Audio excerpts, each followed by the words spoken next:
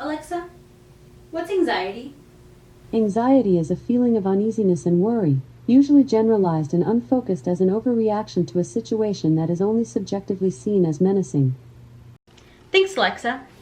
Anxiety's always been a part of my life, and although my parents tell me that I started showing signs as a baby, my first memory of my first anxiety attack was at my first communion at 9 years old.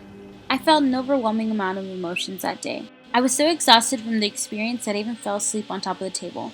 Although it was humorous at the time, I don't think we realized how severe my situation would get over the course of my life.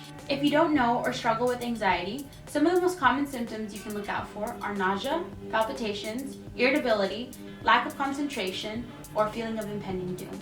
There are also several treatments you can pursue in order to control these symptoms, such as Self-care, therapy, or medication. although it was a difficult journey trying to find the correct treatment that worked for me, I couldn't have done it without the support of those around me. So I decided to interview my dad, my sister, and my boyfriend to get a little perspective on their experiences of living through someone else's anxiety. How has living with someone who suffers with anxiety affected your day-to-day functioning?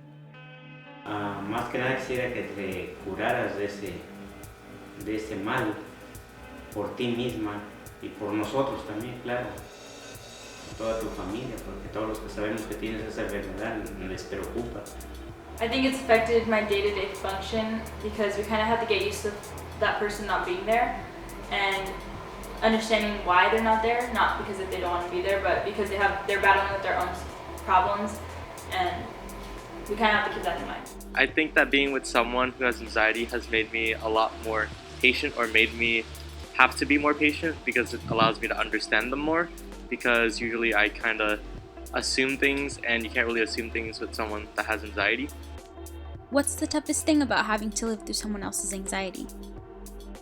La ansiedad que a mí me da es encontrar la cura, cómo ayudarte, cómo curarte de eso, que salgas de esa enfermedad, si es una enfermedad o si es a lo mejor es una etapa de tu vida, pero que a ti te ha afectado más que a nosotros si la hemos tenido. I think another part of living through someone else's anxiety is that you kind of start to get anxiety within yourself. Like you start seeing this like signs of them starting to get an anxiety attack, and it starts like building up within yourself. Like you just know that it's going to happen to them anytime, like that they're going to get an anxiety attack, and you kind of need to get them out of that situation as quickly as possible to get them to feel comfortable. I think the toughest thing is watching them suffer through the anxiety and knowing that you can't really do anything about it, and it's like a fight within themselves, and you can't really do anything, and you seem pretty helpless. What advice can you give to those who have or live with someone who struggles with anxiety? Todo tienes que buscar ayuda donde la hay.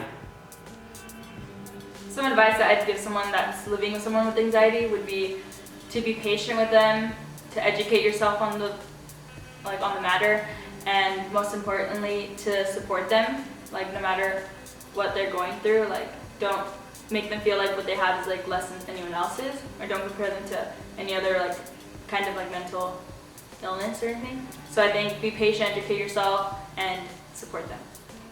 My advice would be to be patient with them, because sometimes they can't even explain it, and the worst part would be for you to misunderstand them even though they don't understand it themselves. So just be patient with them and just be there to listen to them. I'm not saying anxiety is a walk in the park, but with the correct treatment, resources, and help of others, I promise you. It does get better. For more information, you can visit the National Institute of Mental Health at www.nimh.nih.gov or call the National Helpline at 1-800-662-HELP.